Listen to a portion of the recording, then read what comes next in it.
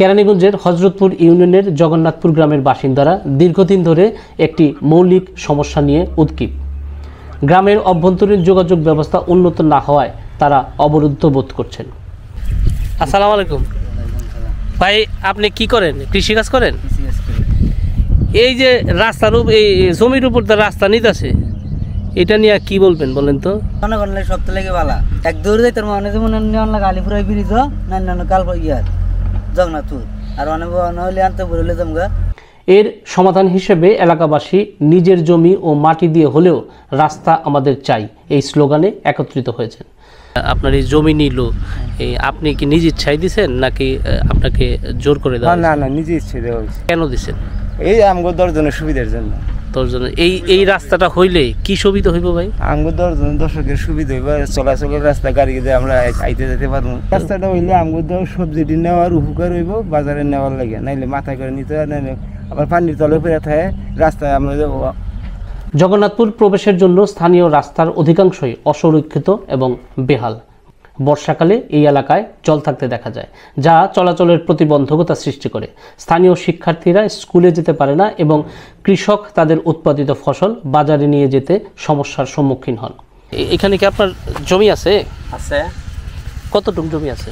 আমার 26% জায়গা আছে। 26% জায়গা আছে। কতটুকু জায়গা এই রাস্তার জন্য নিতেছে?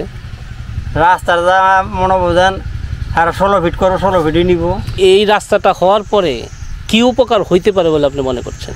এই রাস্তাটা হইলে মনে বোঝেন আমার সুবিধা হইলে কোনো আমার বাড়ি ঘর করলে চলাফিট আমরা শান্তি মতো চলতে পারবো। আগে মনে বোঝেন আমরা বোঝা ভাইয়া ওই রোড করে দিচ্ছি রাস্তা, সেই রাস্তায় নিচ্ছি, আর না ওই যে এই রাস্তা আছে সেই রাস্তায় বোঝা ভাইয়া নিচ্ছি, কথা বলছেন নি? তারপরে নিয়ে গাড়ি তুলেছি, এটা আমার একটু পরিশ্রম হয়েছে। আর এখন কিভাবে যাবেন যদি রাস্তাটা হয়? মানে রাস্তাটা হইলে মনে বোঝেন আমরা খেতের মেয়েদে মাল হাট সাজাইলাম, গাড়ি বুয়ে দিলাম গেল। এলাকার জনগণের অভিযোগ, এই অবস্থার ফলে তাদের জীবন প্রতিবন্ধকতা সৃষ্টি হচ্ছে, জীবনযাত্রার মান হ্রাস পাচ্ছে। স্থানীয় সরকার এবং সংশ্লিষ্ট প্রশাসনের সাথে যোগাযোগের ব্যবস্থা উন্নয়ন এবং রাস্তা নির্মাণের বিষয়ে জরুরি পদক্ষেপ নেওয়া প্রয়োজন।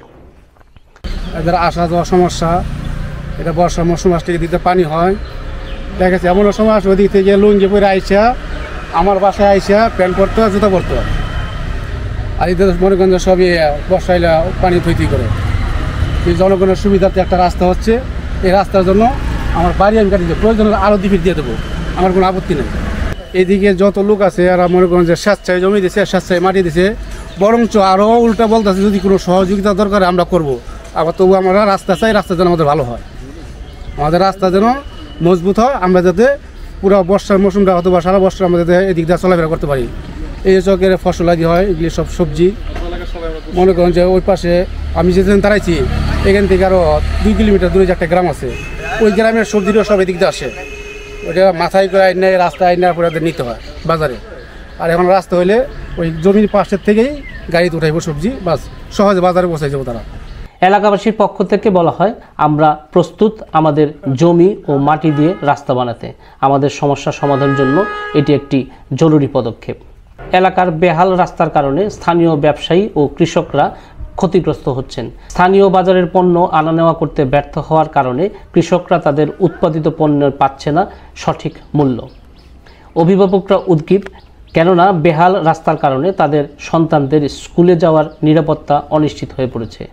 এলাকাবাসী বিশ্বাস করে আদর্শ সড়ক ব্যবস্থার মাধ্যমে একটি গ্রাম তাদের জীবনযাত্রার মান উন্নত হবে।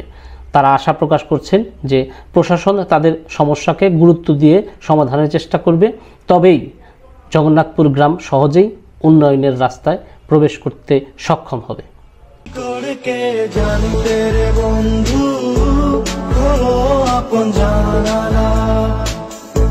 শিকড়কে